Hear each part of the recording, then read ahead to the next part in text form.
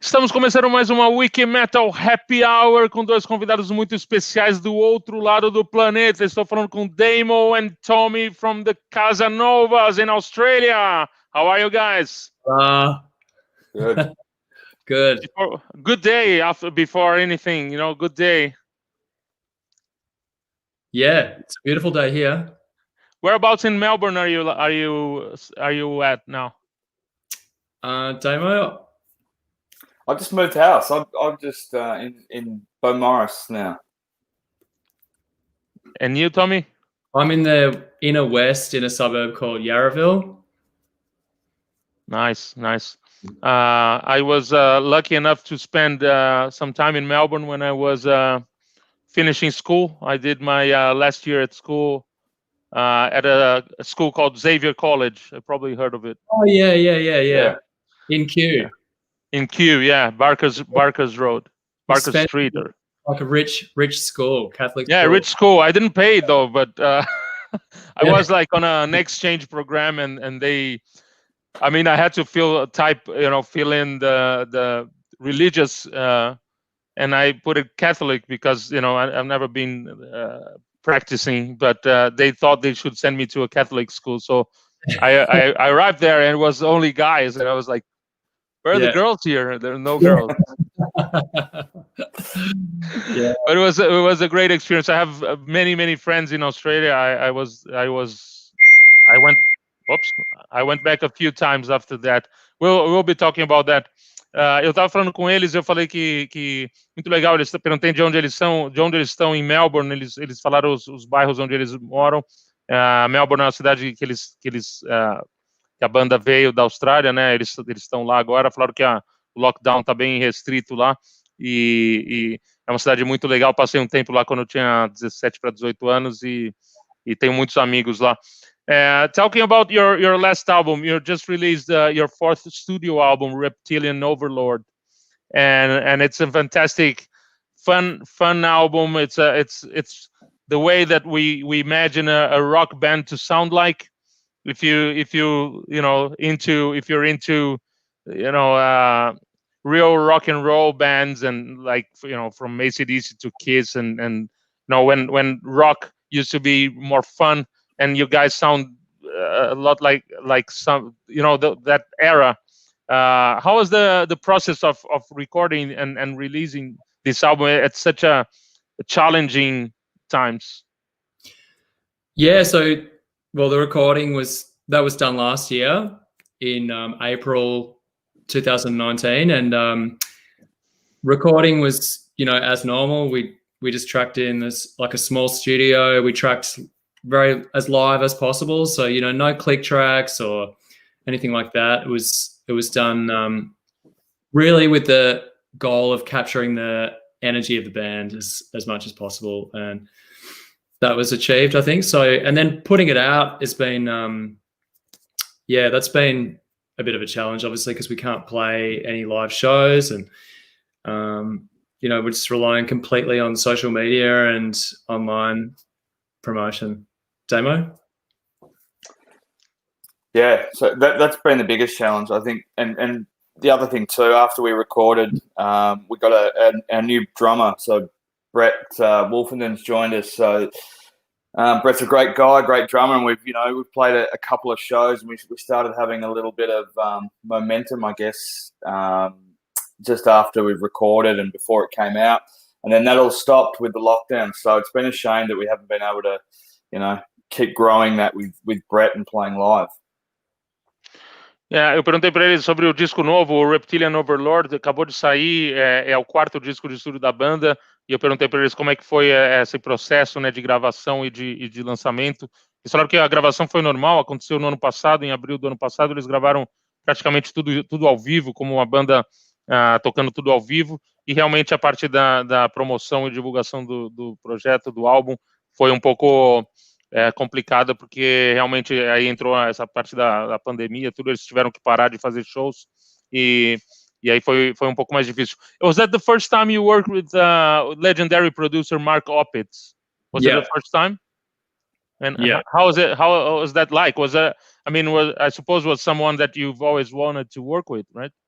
Yeah, well, you know, he's a legend. He worked on Let There Be Rock and Power Age, two of our favorite AC/DC records. And so, you know, it's really exciting to work with him. And he's got a lot of, you know, good stories from the old days. So that's, you know, really cool. And as I said, he was good because, like, he really wanted to capture the raw live energy of the band and sort of didn't get in the way of that. Some producers want to make you sound too polished, and his objective was to capture that live energy. So I think that was really achieved really well with him. So that was good. Also in the mixing stages, he's just got a bit of a magic touch, I think, you know, just his experience. Eu perguntei para ele sobre o Mark Opitz, né, um produtor lendário da Austrália, e a primeira vez que eles gravaram com o Mark e produziu esse disco, Reptilian Overlord, e eu perguntei se era um cara que eles sempre quiseram trabalhar.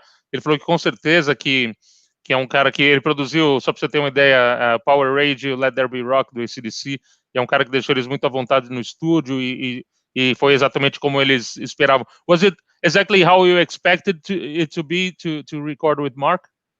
Damo? I don't think we were really sure what it was going to sound like. I mean, we started with a fair idea of, you know, the stuff that he'd done. We'd listened to that, and we kind of wanted that similar kind of drum sound, and I guess the framework of some of the things that he'd done. And we were aiming, I guess, for that. But I think what came out in the end was probably different to that. So you always get a little bit of a surprise how it's sort of going to come out. It wasn't probably too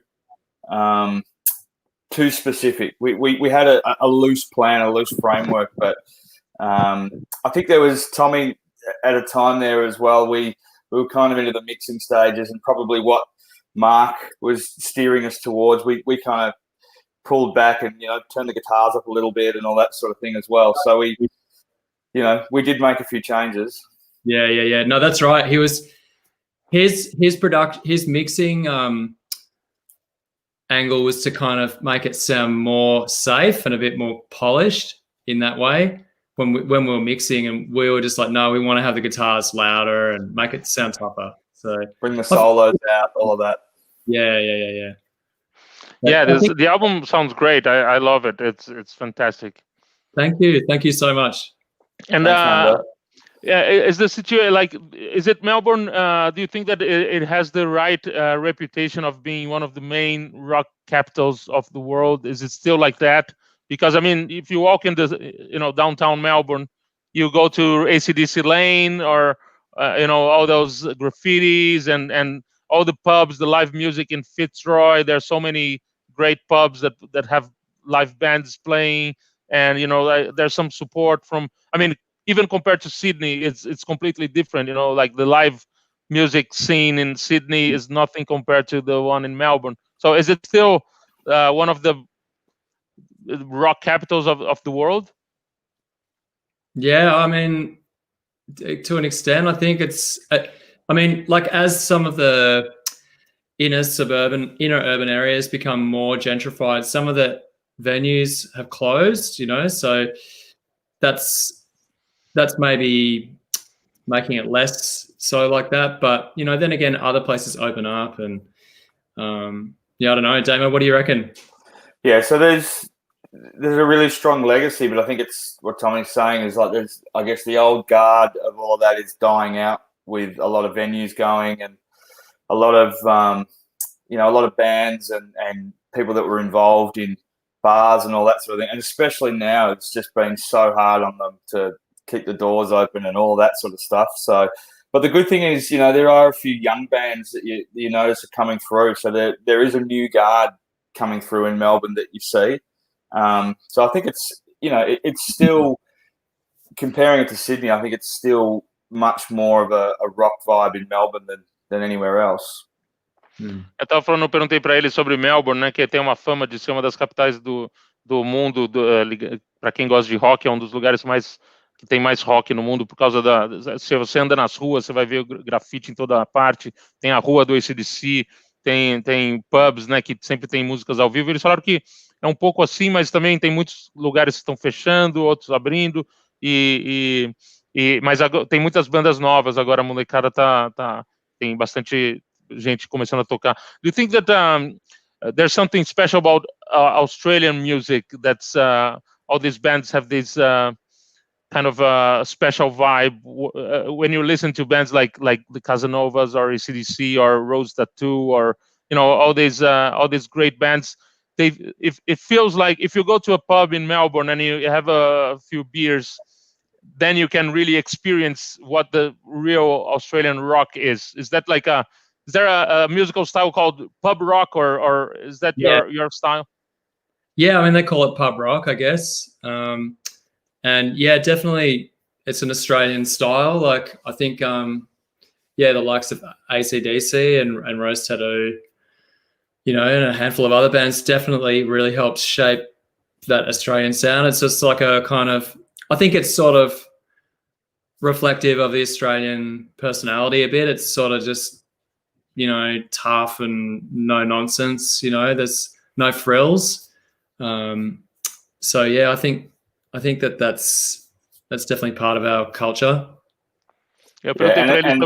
Sorry, Damo, go ahead. I was just going to add that, I mean, Australia, especially Melbourne, has got, I think it's the most pubs per capita of I don't know, in the world, but there's quite a lot of pubs and they've been there for a long, long time. So I think, a lot of the places and a lot of rock and roll is built off sort of the working class in these areas, sort of the working class, no nonsense type, and had lots of pubs to go to and go and play. So I think that's a big part of why it started and has that legacy. Eu perguntei para ele sobre essa questão do rock australiano, né? Tem uma coisa muito característica das bandas da Austrália que você percebe quando você está num pub e você ouve aquele som e é o som que faz você vibrar, como o AC/DC, como o Rose Tattoo, como o próprio som do Casanovas. Eles falaram sim, que tem uma coisa muito característica que veio talvez das classes sociais, da working class, né? Pessoal, dos trabalhadores, que tem essa questão dos pubs e acho que Melbourne é um dos lugares que tem mais pubs per capita, né, do planeta. How about the legacy of the Sharpies? Is it something that influences you at all? I mean, those guys were like crazy dudes. Yeah, that's a thing that like when we were little kids, I remember hearing about the Sharpies, and you'd sometimes see Sharpies down the train station, with the shaved head, a little mullet at the back. Mullet. And yeah. And like that, it doesn't look that good. Yeah, no, but it's but that's really come back in fashion. Like these young bands, like what do they call the ones? Emil and the Sniffers. Yeah. That look, like it's they've sort of helped bring that back in fashion. Like and you look back at old clips of bands like Lobby Lloyd and the Coloured Balls, and they've got that hairdo and that kind of look. So, and the dance back, but yeah, exactly. Yeah. But I don't know. That kind of bypassed us a little bit. We didn't really kind of get into that. Although when we started the band, I had a mullet, but it wasn't really a sharp mullet. We all had our moments, man. I have to show you my hair when I was in Australia. You won't believe it. Cool. Eu tava falando com ele sobre a influência dos Sharpies, né? Sharpies era uma gangue conhecida em Melbourne há muitos anos atrás, que eram conhecidos por terem o cabelo raspado aqui, um mullet atrás, e eles tinham uma dança característica, assim. Eles falaram que eles lembram quando eles eram crianças, mas não chegou a influenciar muito o som deles. And one thing about one of the songs in the album caught my attention. Do you guys think that St. Kilda, is it really fucked? Yeah, like I mean, in a way, like it's because I grew up there, so it's an area that's really close to my heart. But back then when I was a little kid, it was really cool. There was musicians and artists and a lot of venues and really interesting place to be. So these days when I go back there, it's always a rude shock, because it's really polished. It's expensive to live there. Everyone's just kind of like, I don't know, corporate types, and like even the Esplanade Hotel, which is a really famous venue, like it used to be really grungy, you know, and a really cool place to play gigs. And now they've done it all up and it's all polished. It looks really nice inside, but the people are just, you know, they're not the kind of people you could kind of relate to. I'm actually really surprised I was allowed in without Botox injections, you know. Everyone's really everyone looks really polished, you know. So it's not my scene anymore. I was going to ask you about the SP. It's I was there last year, and I had dinner there. The place looked like really, really fancy, and as you said, the whole city became really expensive. When I was there in '91, it was Melbourne wasn't, you know, I don't know. We used to go to these happy hours where you could buy $1 beers. Yeah. And now it's like $7-8 a beer or something. It's crazy. Well, I mean, it became a very expensive city, probably because of the, you know, life quality. It's been advertised as the, you know, one of the best cities to live in, and a lot of money was injected there as well, right? All these skyscrapers that weren't there 30 years ago. Yeah, that's right. Yeah, the early 90s. That was a good time. 91, 92. 92 was when I started going out to the SP because I was turning 18 around then, and I've got great memories of hanging out in St Kilda around that time for sure. Eu perguntei para eles de uma música do disco que chamou minha atenção, que é St Kilda is Fucked, que St Kilda é um bairro muito legal de Melbourne, que é um bairro onde fica a praia, e eu perguntei se realmente St Kilda já era, e aí ele falou que ele acha que sim, na verdade, porque o lugar ficou muito caro, muito chique, assim, muito... até o próprio Esplanade Hotel, que é um lugar onde tinha muitos shows, era um lugar bem meio decadente, assim, mas num bom sentido. Ele falou que agora eles renovaram e está muito chique, está bem caro. E aí eu comentei que a cidade toda está bem cara, né? Tem muito marketing em cima de Melbourne, falando que é um dos melhores lugares para se viver no mundo. Então, acho que muita gente acabou colocando dinheiro lá. And talking about the bands, you had a hiatus from the second to the third album, from I think 2006 till 2015 or something. What did you guys do during all those years? Nothing. Pub crawling. Yeah. I don't know. We didn't. It wasn't sort of like, okay, now let's have a little hiatus, have a little break. I think just life got in the way there for a bit, and you know, with anything, when you have sort of a bit of momentum and it all stops, it's hard to get that wheel turning again. You know, we had a few sort of bad experiences with some band management and all that in that time, and that was a bit of a kick to the guts, I guess, to what we were doing. Yeah, I don't know. There was no real sort of hiatus. It's just the years got away from us. By the time we sort of got another album together and got that recorded and got that out, I mean, that process of writing, recording, and actually releasing can be like, you know, this time, like 18 months. But it can seem then, you know, looking from the outside in, that we've just got this really long gap between doing anything. So I don't know, Tommy, I can't think of anything specific that we were actually doing. Well, there was also, you know, like in the mid 2000s, you know, things were really building for us, and then we got flown over to the USA by Atlantic Records. A&R guy Atlantic Records wanted to sign us, and you know, we played these showcase shows, and eventually they didn't even sign us. So I think we went home a bit dejected from that. And, you know, as Damo said, we had troubles with our manager at the time as well. And so things were kind of like just going a bit downhill for us at the time. And then I got really sick for a couple of years. So I was a bit out of action. I couldn't really do much, didn't have any energy. And, you know, so when we did Terra Casanova, it was nice to sort of just, for me to just come out of not doing anything, do that record. But then when we went to Europe in 2017, that really kind of gave us a lot of inspiration to come back and do another record and get it out as soon as we could, and, you know, tour again and go back to Europe. And now hopefully we'll be going to Brazil next year. So, yeah. Hopefully we'll be here. We'll be here for sure. Eu tava perguntando para eles a pausa, eles fizeram uma pausa entre o segundo e o terceiro álbum de estúdio de mais ou menos 2007 até 2015. Eles falaram que não foi nada planejado, eles tiveram alguns momentos de baixa, o Tommy teve problemas de saúde, eles foram para os Estados Unidos assinar um contrato com a Atlantic Records e acabaram nunca assinando esse contrato e acabaram voltando um pouco frustrados de lá, mas tudo mudou com o lançamento do Terra Casanova, que é o disco de 2015. Depois eles foram para a Europa de novo em 2017, então aí isso deu uma reanimada neles. I separated some albums here for you to comment. I wanna know what can you say about this particular band here? Oh, that looks like AC/DC, high voltage. So that came out. Is that your main inspiration? I mean, main influence for the band, or because a lot of people that listen to you from Brazil, for example, they think immediately about AC/DC, but they don't realize that it's just a characteristic of a Australian rock. It sounds like AC/DC. There are dozens of bands that sound like AC/DC, right?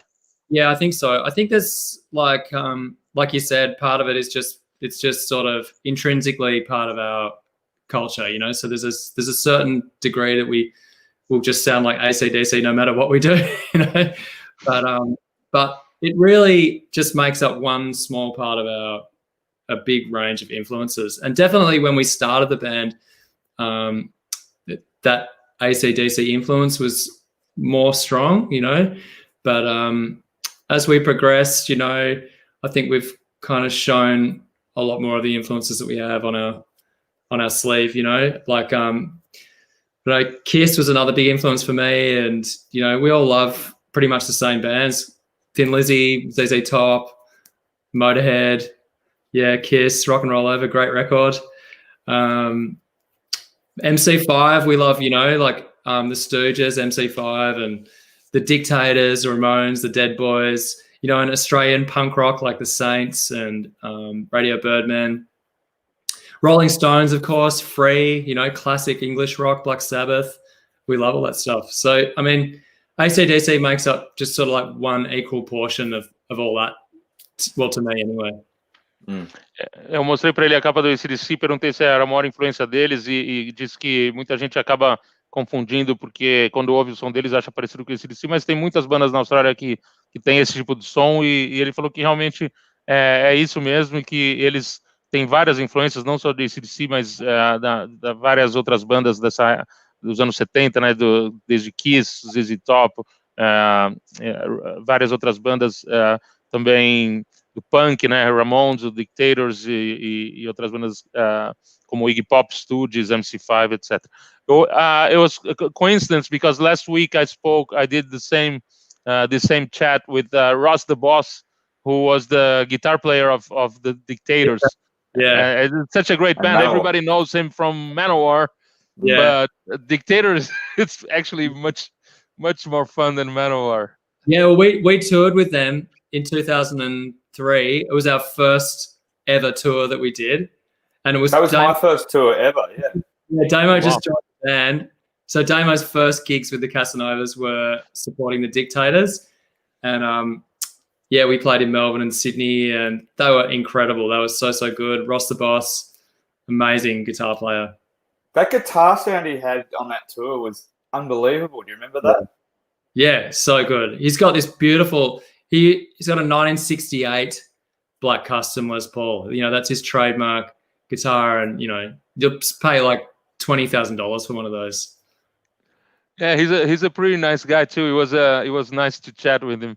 Eu falei com eles que eles falaram do Dictators e a coincidência foi que eu entrevistei o Ross the Boss semana passada, que é o guitarrista que ficou famoso por tocar no Manowar, mas ele era também do Dictators.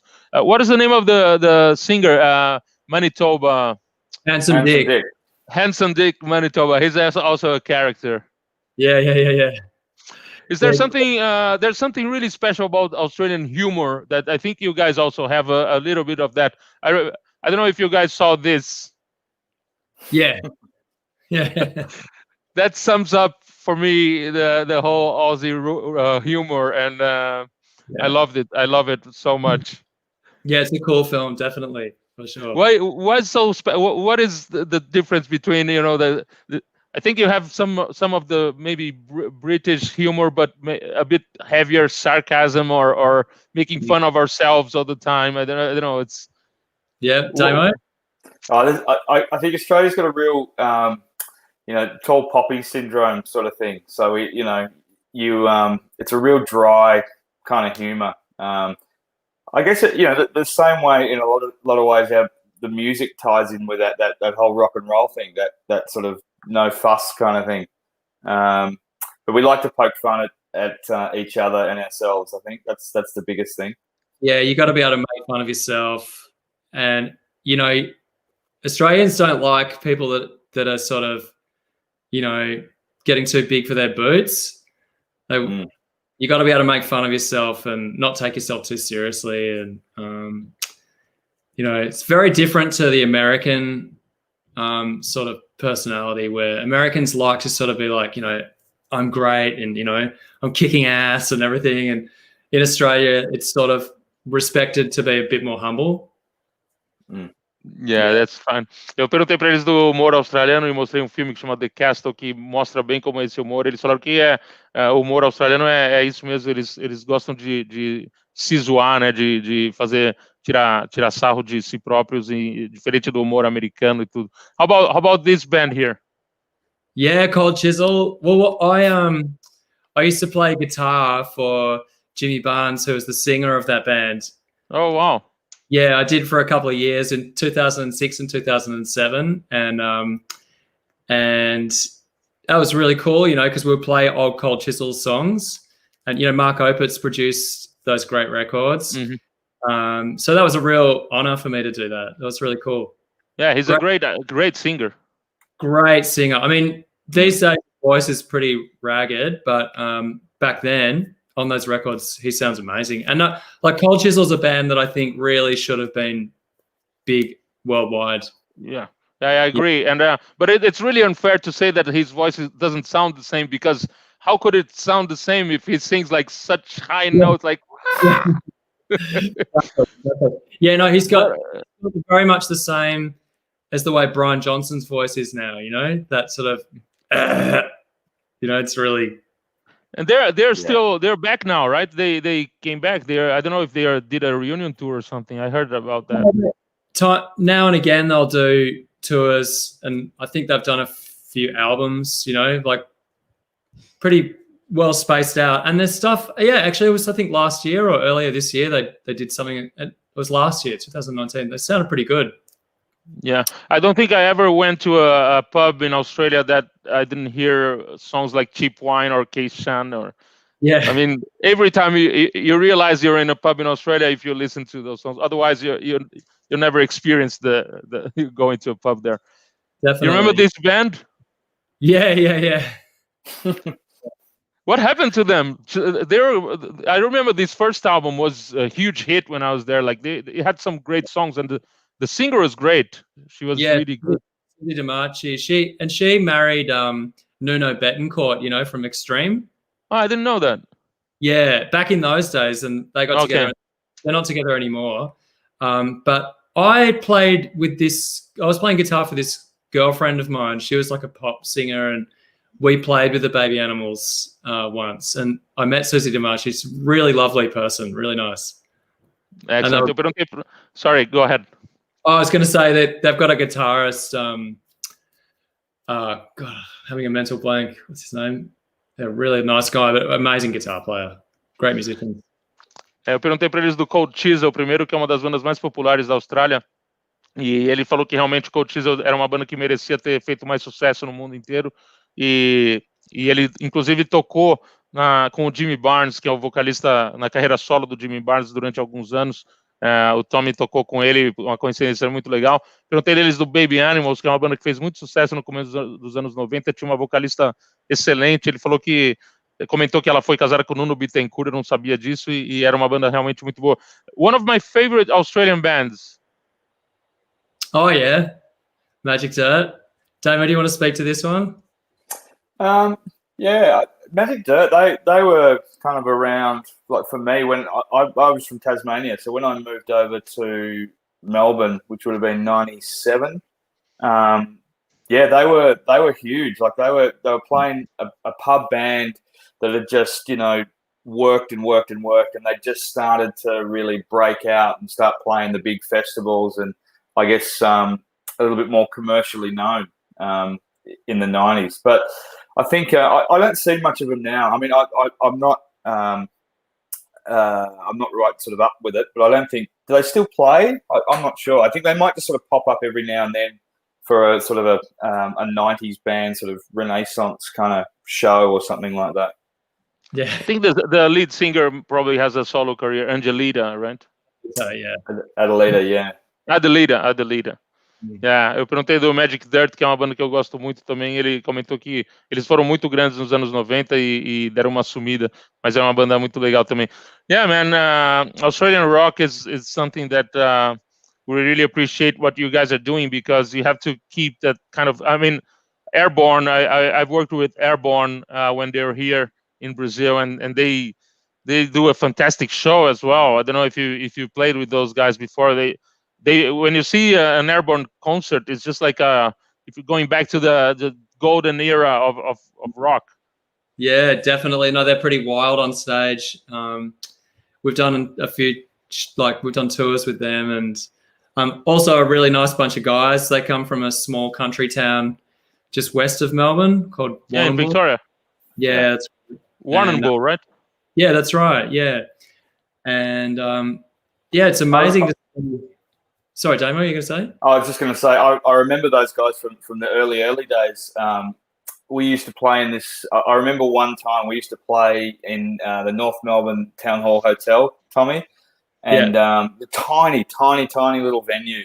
And I remember all these young guys, the Airborne guys, all showed up, and you know they just loved their rock and roll so much, just religiously, and they're just there in the front, just fist pumping as we're playing, and we were saying like we wanted to get up and get them up and sing some songs and everything like that. They just love anything rock and roll, and I remember going to, I think it was the Colonial Hotel. It might have been on Fitzroy Street, Tommy. Yep. I think it's the Colonial. That show that they do now, they were trying to do that back then, and like they had Marshall stacks in tiny little pub rooms. Like it was almost novelty. It was just but they were so they meant it. They were so full on. They were always gonna just push that to the world. Yeah, those guys are great. I mean, eu tava falando com eles também do Airborne, que é uma banda que toca o som mais ou menos na mesma linha do Casanovas, e ele falou que conhece os caras desde de pequeno. Eles são de bem novos. Eles são de uma cidadezinha chamada Warrnambool, e eles lembram de ver os caras em pubs assim pequenininhos, que eles já faziam o show que eles fazem hoje com paredes de Marshall mesmo dentro dos pubs. Man, it's really great to be chatting with you and to talk about Australian music and all these special things about your country. You guys are follow sports there? Are you Aussie rules fan or cricket fans, or what do you like watching? For me, I just watch surfing. I go surfing a lot, but and like the world champions from Brazil. Yeah. You've got Gabriel Medina and what's his name? The world champ. Forget his name. He's a really cool guy. There's Felipe Toledo and some of the best. Like Australia used to be the most dominant surfing country, and now it's Brazil. And are you a surfer, Tommy? Do you like surfing? Yeah. So I surf as much as possible. Not during the lockdown, unfortunately, but we go a lot. But yeah, Brazil's really like taking over the world. So when we go to Brazil, I really want to. We organize that for you. We organize that. I don't think you find the waves here as good as Torquay or there's so many good beaches there. Some good surf there, like Saquarema. Yeah, that's south of Rio, south of Rio. Really good surf there. Yeah. Well, I mean, it's difficult to beat the Australian beaches, but we have some nice ones as well. It's just that they're not as clean I mean, we have 200 million people living here, and maybe it's a bit too much compared to Australia. But anyway, we're happy to. Sorry? Damo's big on the AFL though, Australian rules, yeah? You like Aussie rules? Who do you barrack for?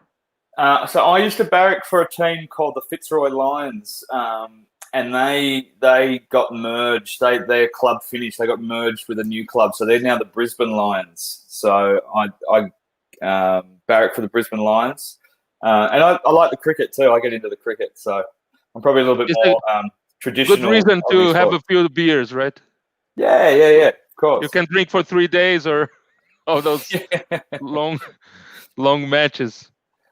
Yeah, and Tommy is probably a supporter of St Kilda. He probably remembers Peter Dacus.